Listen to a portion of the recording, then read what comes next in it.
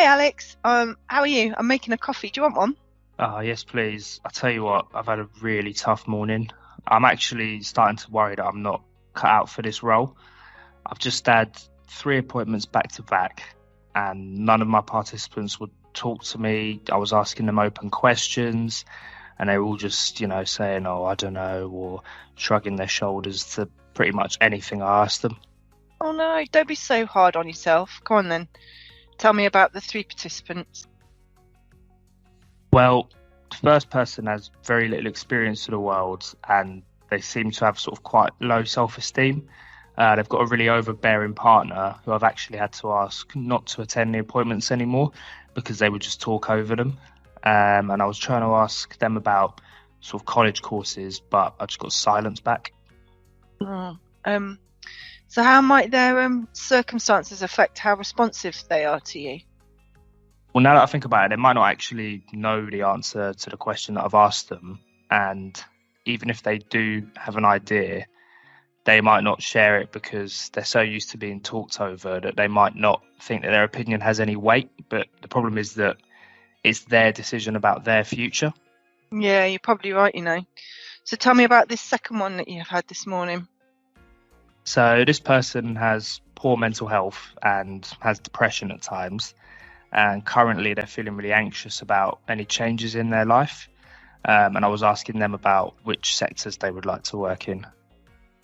So being asked to answer those big questions about their future is probably a bit overwhelming for them right now. So what about the third person? Right, this one's sort of in a way the most difficult one because I don't want to sound harsh, but they have been unemployed for years. And to me, it doesn't seem like they necessarily have any intention of going back into work. They're just coming to the appointments because they have to. And I know that might sound really harsh. And I think maybe what it is that they've been referred to a lot of programs over the years, and eventually they've just become jaded by the whole experience. Again, I was only asking which sectors they were interested in. Mm. They're all really different people, and I can see why they might be disengaging. But, we're here to, in an adult manner, of course, respectfully and professionally support people to change their lives for the better. It's interesting that you said an adult manner because sometimes I do just want to tell people what to do because it would just be faster. But that's not really engaging them with the process, and it's not particularly empowering. I don't want to be treating my participants like they're children. You're right. We're totally here to empower people. So for whatever reason, people often say, I don't know, or just shrug to shut down a conversation that's making them feel uncomfortable. But we can't let this happen if we're supporting people to change. And it may feel like we're being a little confrontational, but we do need to persist to help them. How do you mean? So, like when people don't respond, they often want the subject to be dropped or for you to make that decision for them, which they won't follow through on because it wasn't their decision. They don't own it. So the trick is to keep them involved. So for your first person with a low self-esteem, I would have reassured them and asked a different question. So for example, I'm going to give you a couple of seconds to think about where the local colleges are in your local area. Don't worry, I'm more than happy for you to spend some time thinking about what's nearby, and you play on the fact that you're not perhaps from the area and don't know. My guess then would be that they would give some examples of local colleges, and if they didn't, then I would say, how would people find out about where colleges are in the local area?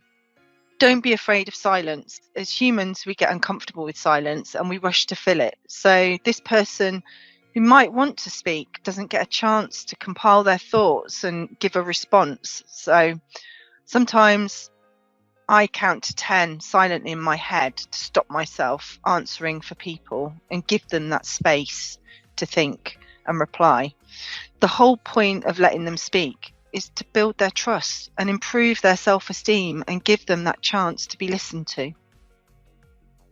Okay, I see. So for my person with poor mental health, I might give them a hypothetical question like, if you were to start applying for a job or if you were starting a job, what 3 things should be put in place to make you feel less anxious. And if they say, I don't know, I could tell them about the wellbeing for work coaches.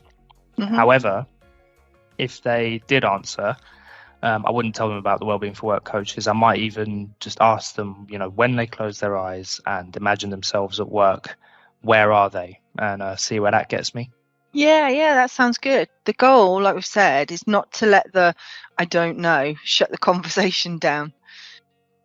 So talk me through your third participant. What might work well with this person is if I gave them some options and they had to choose the job sector they were most interested in.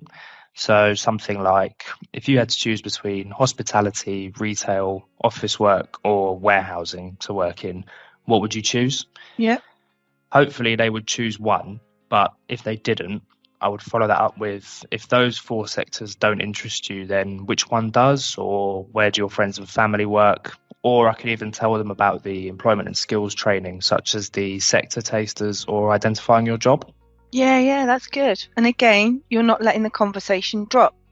Remember that exercise from induction where we had to imagine that appointments were like a game of tennis? It was called, what was it called? Serve and smash it. And we had to put the ball back in the participant's court by asking a question. That's exactly what you need to do here. Yeah, I think that's really good advice, actually, because it is really important not to let the conversation drop from that I don't know. We have to try and keep them engaged, because it's like a muscle that you exercise. The more that we get them to think about these things, the easier it will be for them. And, it's important as well, I think, to have different approaches for different people, because everyone's different, and it might be something that's unique to them that's preventing them from taking that next step. So I think that's really good advice, actually, Sam. Thank you. Oh, you're all right. I'm pleased it can help. All right. I'll see you later. See you later. Bye.